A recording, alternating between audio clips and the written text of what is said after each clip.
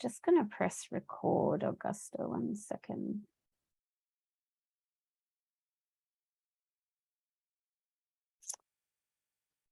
Okay, well, let's get started. Welcome along to the Research Integrity in Practice, our week 5 Q and A. And just to get us started, I would like to acknowledge the Turrbal and Yagara as First Nations owners of the lands where QT now stands. We pay respect to their elders' laws, customs, and creation spirits. We recognise these lands have always been places of teaching, research, and learning. QT acknowledges the important role Aboriginal and Torres Strait Islander people play within the QT community. All right, so we're going to have a little bit of a discussion about research integrity broadly and ethics applications. We'll go over the 2 principles that we looked at in week 5. We're going to look at authorship and a few examples of research integrity in practice. Plenty of time for you to discuss, let us know what you're up to in your studies.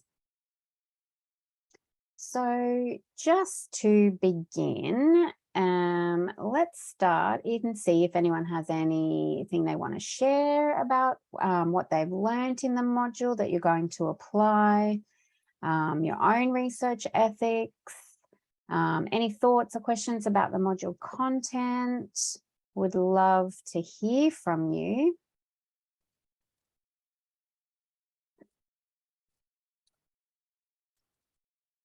Anything anyone would like to share?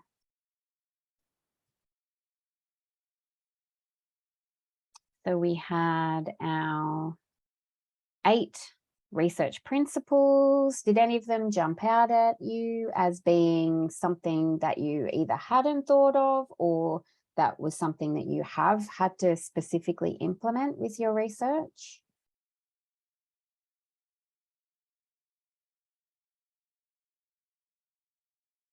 Jump in anytime, Augusta, if you want to turn on your mic. Okay. Yeah. Welcome along. Peter's here as well. All right. So are any of the principles ones that you sort of were new to you, or was there anything that really resonated with you because it applies very much to your research topic?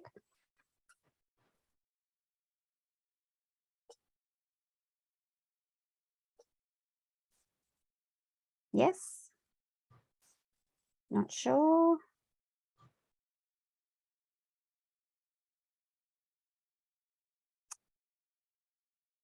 Okay, let's move on.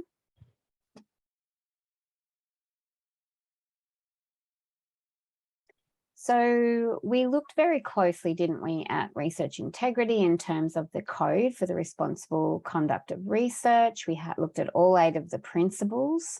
And what we saw was that these principles relate to every stage of the study, the proposal stage, actually doing the research project, of course, and even in the dissemination where we need to report research results accurately.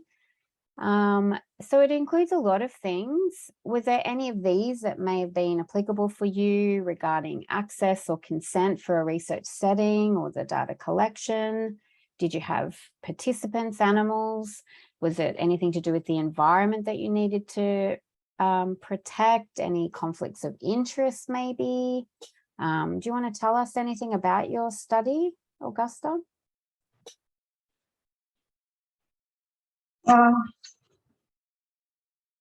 Nothing much anyway. Just my data collection stage. Yep. For which, like, I also am applying research ethics, which requires integrity. Yep. For now, everything is going on well. I'm following what I have in my approval from my ethics, just to ensure that I'm also abiding to research integrity. So, so you've had your research ethics Approved? approved, yes. Great, great. And who are your participants? So my participants are actually in Nigeria. So I had two approvals, one from initial approval from Nigeria, where I'm actually doing the data collection. Then I got the final approval from JCU here, from my school here. So I ought to travel for the data collection myself. They'll have serious security challenges.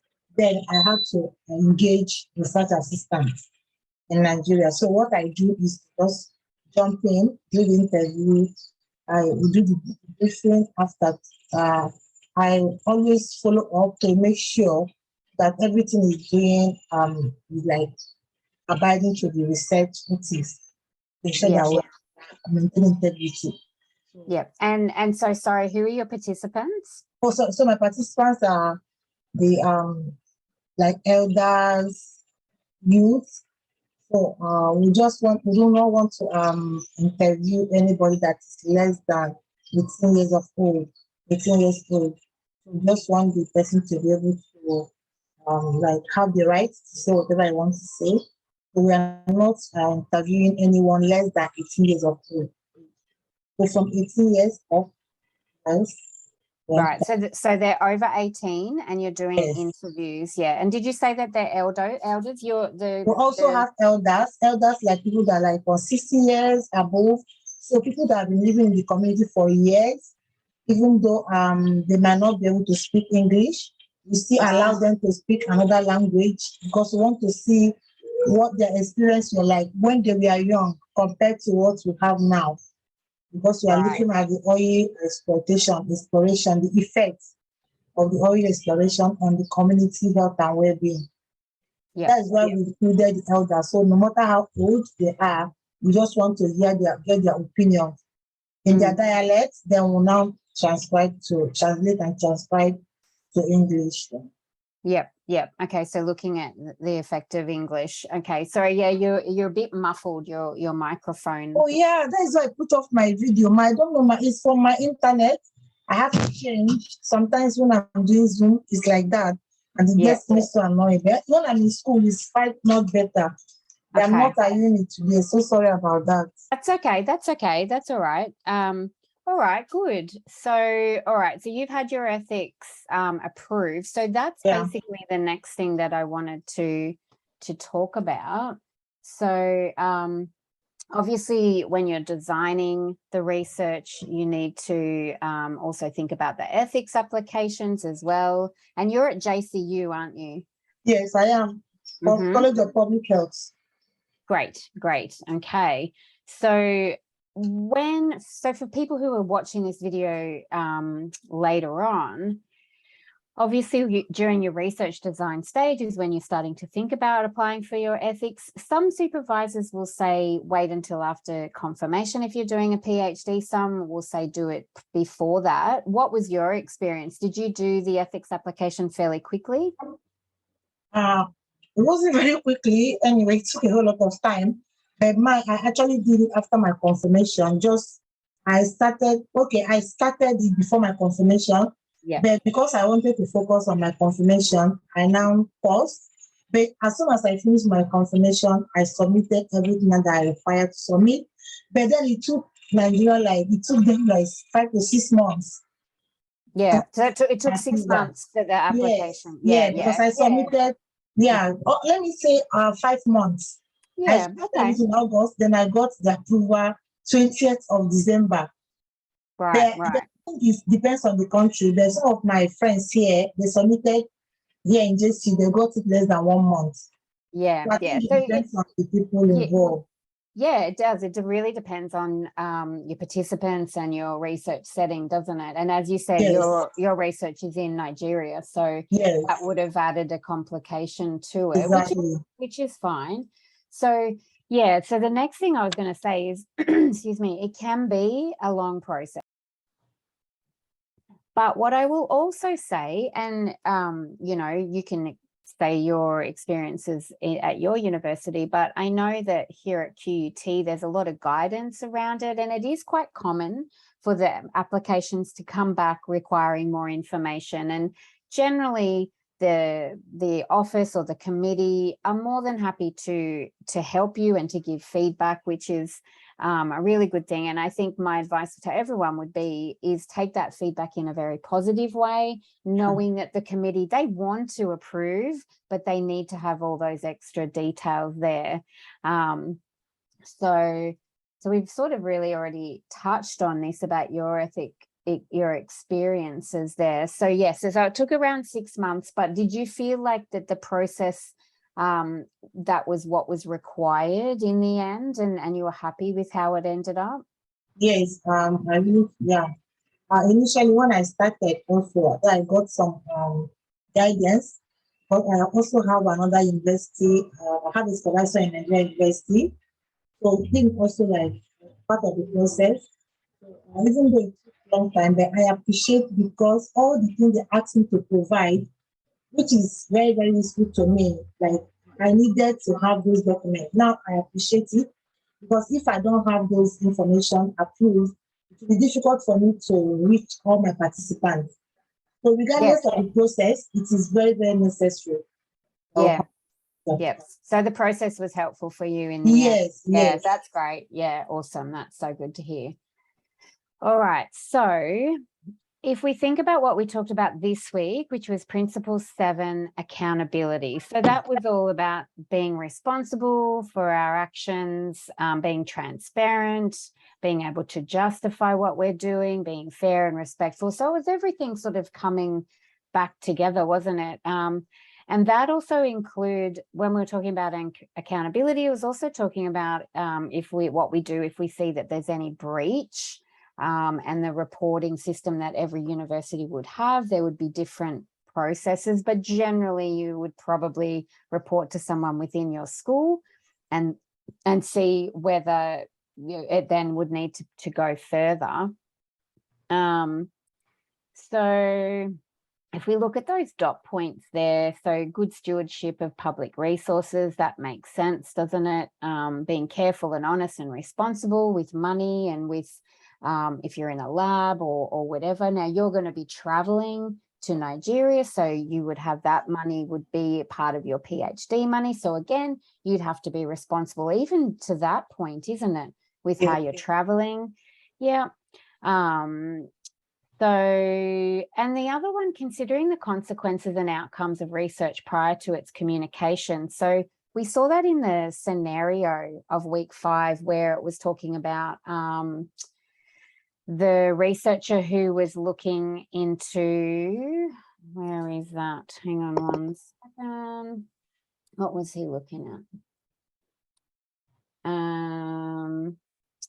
Yes, the public protests. So, you know, it's interesting, isn't it, that you even have to think about the ramifications of reporting. So for you, you know, you want some outcomes that are going to benefit your participants and your stakeholders, but at the same time, they need to be aware of how you're going to use those research results. Is that something you've thought of? Yeah. Yeah. Okay. Excellent. So basically, and I'm not going to put you on the spot and ask if you've seen any breaches of the code, but certainly, do you know at your university if you were aware of a breach of the code of somebody in your vicinity that you saw? Do you know who you might report to? Or what do you think you might do? Have you thought about it? Okay. Yeah, in my school have a committee. Like if there's an issue, I will just email them, and they are always very prompt. I think they understand that okay, the PhD and this process is all like requires prompt action. So they're always prompt to respond. I've emailed them before, and they just responded and sign off whatever I asked them. Yeah. So in this process, I can contact them. And also the Nigeria Ethics Committee also gave me the chairman email and the office email that at any point in time I get confused or I need an extension, I should just email them. So I know where to fall back to when I have any issue. Yeah. Okay. So that's great. So it sounds like you've got very clear processes similar to QUT, and it's important to know where to go to, isn't it, for any advice or information. So, okay, excellent. So regarding promotion, Principle 8, if we have a look at that, it's really just about fostering a positive research culture and an environment that is supporting, so that everyone in your school, in your sort of close vicinity, is conducting their research in a responsible way. Any ideas on what you can do or things that you have done for the promotion of and fostering of a good research culture at your university? Thank you for this for now. So the fact that you've done this course, this module, don't you think that that's something? Okay. Yeah, I think so. And also, anything that sorry, I don't remember. Also, I did a research training, they call it ZPT, so that before you can apply for the research ethics in Nigeria, you are required to attend a training in that regard. So I had to attend one online. Yeah. That actually helped me. Like, that is the basic thing that exactly. You to be a responsible researcher. So exactly. I attended that training. Yeah. So I think I learned from that.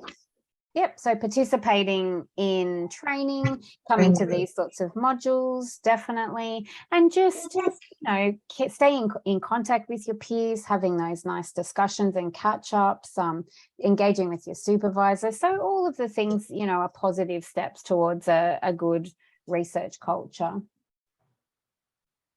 Thank you. So I wanted to just raise the concept of authorship. So that's, who are you going to have? So this is for publishing, who's going to be on your, named as authors if you're publishing any research articles. So making sure that people who have contributed are acknowledged, and making sure you don't acknowledge people that actually shouldn't be acknowledged because they haven't contributed. So I just wanted to basically remind everybody about this one. And there's the quote there about ensure that authors of research outputs are all those and only those who have made a significant contribution. So that's exactly what I was saying, where, if someone's asking you to be one of the authors and you don't believe that they've done enough, well, then you would have to have that discussion to say that you don't think that that's fair, that they are an author, or maybe it is fair and they do need to be part of the authors. So it is something that most of you will encounter at some stage, I think, whether it's just a matter of publishing with your supervisors, or you might be part of a bigger research team. Are you considering publishing at all at this point, Augusta, or are you mainly just looking at your one step at a time? Fortunately, last year I was not doing everything together. So my first systematic review just got approved for publication last month. So, great. So you published?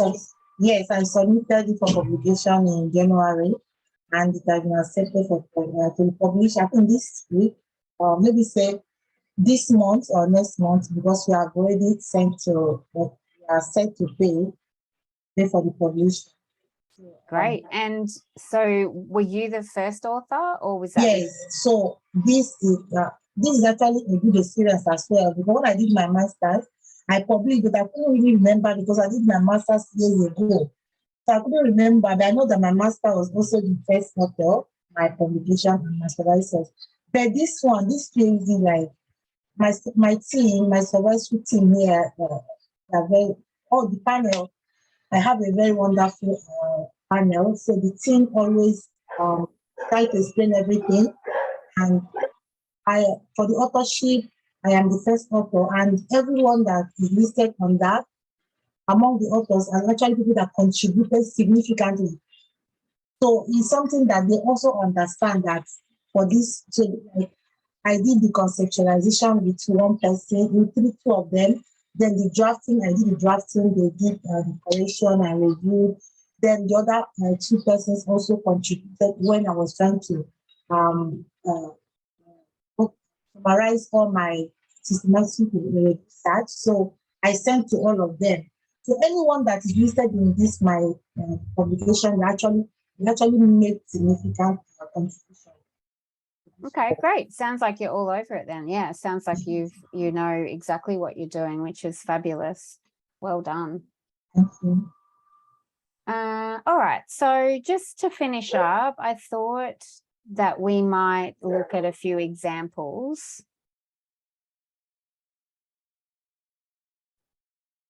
Okay, so they're the examples that we're going to look at. I've just pulled a few excerpts out. So let's have a little think about what aspects of research integrity these researchers would have had to consider.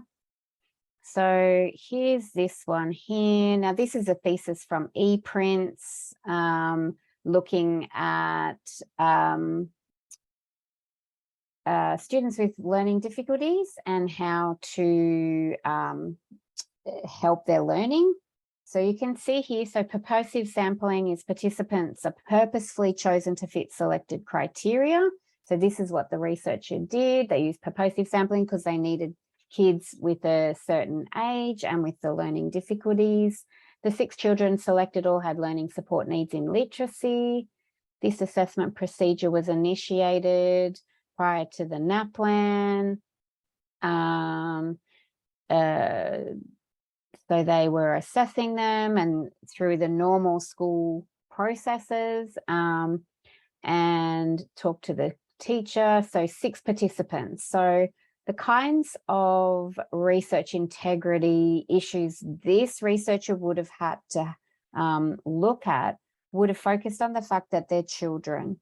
So as we know, if your participants are over 18, then your research ethics application is going to be slightly different, isn't it? Whereas if you're looking at kids, certainly is going to be something that the ethics application and the ethics committee are going to look at really closely. Did you want to make a comment? Okay, no, for me, I just have the consent form. They have to sign it before we go ahead because it's part of my ethics. Yep. So you would have been the same. Exactly right. Yeah. So let's have a look at how this researcher wrote it up, or part of it up. So you can see here, so ethics approval from QT, of course, permission to conduct the study at school. So that was the research setting. So they needed permission from the school principal. Even though this person is a teacher at the school, they still need to be transparent, right? And the regional director of education. So that's going even higher up to make sure that everybody knows what's happening. Informed written consent was obtained from the teachers, the students, and the parents. Individual meetings with the parents. So that would have taken a little bit of work, a little bit of time and scheduling, but needed for sure, to explain everything. Any concerns as well. School staff, so the other teachers were also addressed, which I think is important too, because they may have had concerns. And of course, always making sure that the kids at every point are safe and looked after, and that there's, no conflict of interest at all there. So, and all that was done before any data collection commenced. So that sounds all fairly normal. It's what you would expect, isn't it? So the other example I have here, now this was a research article on Aboriginal healing, regaining balance and culture. So it was an ethnography. So this researcher is an insider who works at a healthcare facility. And what they're looking at is they're wondering how First Nations peoples use healing traditions to address their health issues, and to explore the link and how and more knowledge of those things could help the practice of the nurses in the clinic. So they did individual interviews, observations, and field notes. So if we think about everything we've sort of been talking about in regard to responsible research for Indigenous and Torres Strait Islander people. We obviously know that one of the main things is about researching with, not on. So there would have been quite a lot of lead up to gain access to these participants and the community. Let's have a look at how they reported it. So access to the setting was achieved through connections with one of the authors who'd worked at the health centre prior. So would the research have been able to go ahead without that person being on the inside? Potentially, yes, but it may have been more difficult to get access to the site. So there was a familiar face, which, as we know, is really important in any community. If you're going in, whether you're an insider or whether they already know you, you still need to go in and listen and explain exactly what you're doing and why. So they did that. They established a level of trust, demonstrated sensitivity to the community, which again, as we know, is really important. Did some pilot interviews to see how everything was going to work and if the process they had was going to be ethical. So they had the written consents that were signed. The participants received all the information, answered all the questions. Now, that last sentence is really important, isn't it? And that's what we were talking about with accountability, that part of accountability is when you disseminate the research. So the participants were aware of and in agreement with sharing their stories. So even if we de-identify and give pseudonyms, you still need to make sure that the people who are giving and sharing their stories know exactly how their stories will be published. So they went through all of that. And I've just got one more example. This one is, again, about kids. So it's about physiotherapy and the experience of parents and children who have cystic fibrosis. So we can see here, this is the information about why they think the research is important. So we want the parent and the healthcare provider to have respect and trust and support. So there needs to be a positive relationship there. And they're saying that at the moment, there's not enough information about how this process works and what the impacts are on the parent's experience. And so they wanted more understanding. So what do we think? What kinds of research integrity issues are here? So we've got kids again, and parents are, of course, involved. So there would be all of that informed consent. There would be all that lead up of saying, here's some information. This is what we're doing and why. This is how we'll be using your stories. And let's have a look what they wrote. So again, they've got ethical approval. This is interesting about how they recruited. So potential participants, they contacted the researcher after some ads were placed through Cystic Fibrosis Australia. So I think that's quite interesting that they've done it almost the reverse, and they've said, hey, if participants, if there's someone interested in the research, come and contact us, as opposed to often what we see where the researcher contacts potential participants. So I thought that was interesting, and they've explained why, and it was to ensure the separation of the study from the healthcare centres, and also to protect the confidentiality, which, as we know, is really important. Making sure as well that there was no coercion for participants to participate. Again, they had the information sheet and they got the written informed consent. So we know that anytime you have human participants, we need that informed consent and sign to say, yes, they know everything. They know that they can leave the research if they find that it's not working for them, and that they're safe, and they also know that their safety will be looked after at all times. So really, we're all doing 100 different types of studies, all different kinds of research, but in every stage, we're all going to have to think about our participants, our stakeholders, and responsibly reporting the research as well. Okey-doke. All right. Well, that's pretty much what I had planned. So just a last opportunity, if there's any thoughts or questions, anything that you'd like to say to finish off.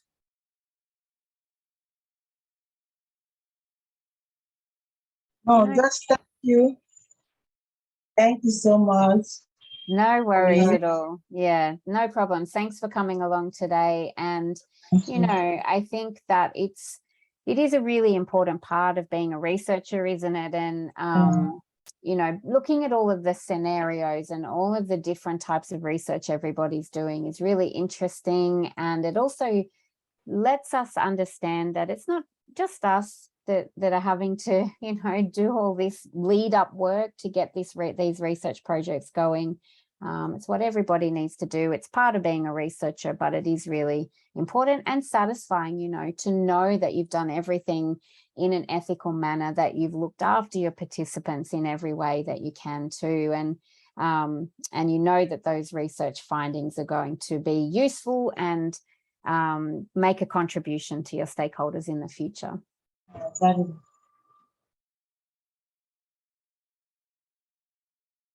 All right, so we might finish up there. I don't think there's anybody else that has anything they want to add, but I just want to say to everyone, thank you for being part of the module. We've really enjoyed delivering it, and thank you for everyone who's taken part in the discussion forums. It's been really great to see all your insights, and I appreciate all the effort that you put in. So have a lovely rest of your week, and good luck with all of your research projects.